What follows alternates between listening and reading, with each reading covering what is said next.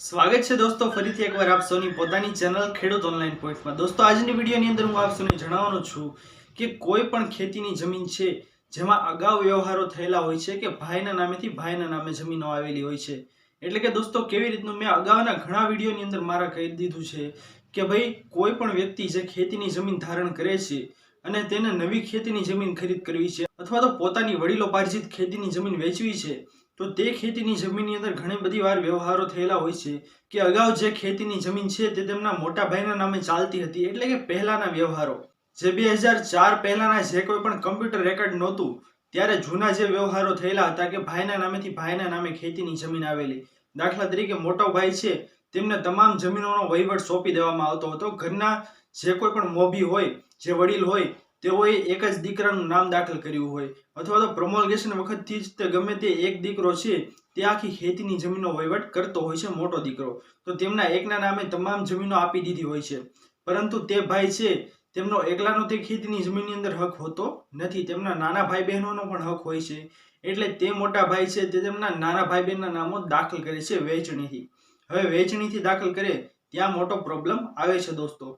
શું પ્રોબ્લેમ આવે છે કે ભાઈ કોઈ પણ ભાઈ છે તે તેમના બીજા ભાઈને જમીન વેચણીથી ન આપી શકે, તેના માટે તેને વેચાણ કરવું પડે, વેચાણ દસ્તાવેજથી આપી શકે।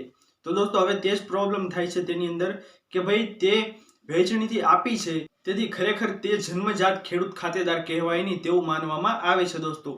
આવું એટલા માટે કારણ કે કોઈ પણ વડીલ છે તે તેમના સીધી લીટીના વારસદારોના નામો દાખલ કરે વેચણીથી અથવા તો તેમનું અવસાન થાય ત્યારે તેમના સીધી લીટીના વારસદારોના નામો દાખલ થાય તો ત્યારે તેમના વારસદારોના નામ દાખલ થાય છે તો તે વ્યક્તિ જન્મજાત ખેડૂત ખાતેદાર કહેવાય છે તેવું કહેવામાં આવે છે।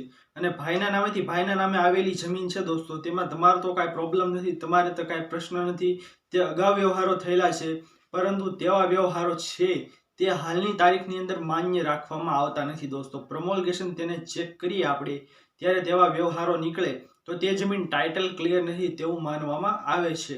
તો હવે આવું શા માટે માનવામાં આવે છે દોસ્તો તે આપણને ખબર નથી પડતી, પરંતુ આવું ચાલે છે કારણ કે જમીન છે તે કોઈ ખોટા ખેડૂત ખાતેદારના હાથમાં ન આવી જાય તેના માટે સરકારે આવા પગલાઓ લીધા છે। તો પ્રમોલ્ગેશન ચોખ્ખું હોય તે વ્યક્તિ જ ખેતીની જમીન વેચાણ કરી શકે અને તે વ્યક્તિ જ ખેતીની જમીન છે તે ખરીદી શકે છે। તમને ખેડૂત ખરાઈના દાખલાની તો માહિતી હશે જ દોસ્તો। જે વ્યક્તિ છે જે જન્મજાત ખેડૂત ખાતેદાર છે તેવા વ્યક્તિઓને જ ખેડૂત ખરાઈનું પ્રમાણપત્ર છે તે મળવાપાત્ર છે।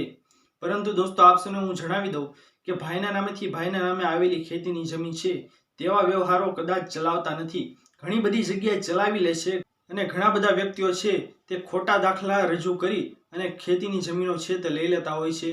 તો આવું ઘણી બધી જગ્યાએ થાય છે દોસ્તો।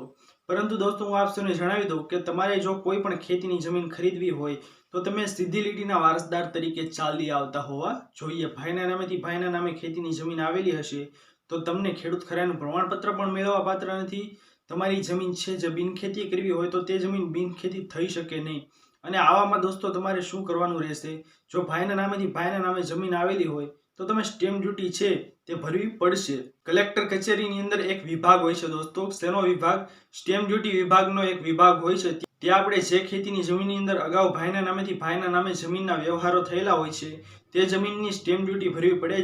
જે કાંઈ પણ પ્રકારની તે અધિકારી સ્ટેમ્પ ડ્યુટીમાંથી નક્કી કરે તે સ્ટેમ્પ ડ્યુટી તમારે ભરપાઈ કરી અને ત્યારબાદ તમારી જમીન છે તેના આગળના વ્યવહારો ટાઇટલ ક્લિયર થાય તેવું ગણવામાં આવે છે દોસ્તો।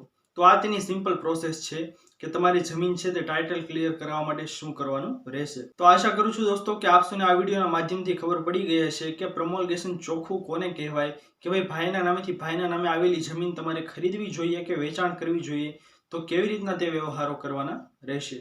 આશા કરું છું દોસ્તો વિડીયો પસંદ આવી હશે, વિડીયોને લાઇક કરવાનું ભૂલતા નહીં, ચેનલ પર નવા આવ્યા હો તો અમારી ચેનલ ખેડૂત ઓનલાઈન પોઈન્ટને સબસ્ક્રાઇબ કરી અને બાજુમાં આપેલા બેલ આઇકનને પણ પ્રેસ કરી દેજો, જેના લીધે આવી જ મહત્વપૂર્ણ માહિતી આપ સૌને આ ચેનલના માધ્યમથી મળતી રહે। તો દોસ્તો મળી આવ્યો પછીના વિડીયોમાં, ત્યાર સુધી જય હિન્દ અને વંદે માતરમ।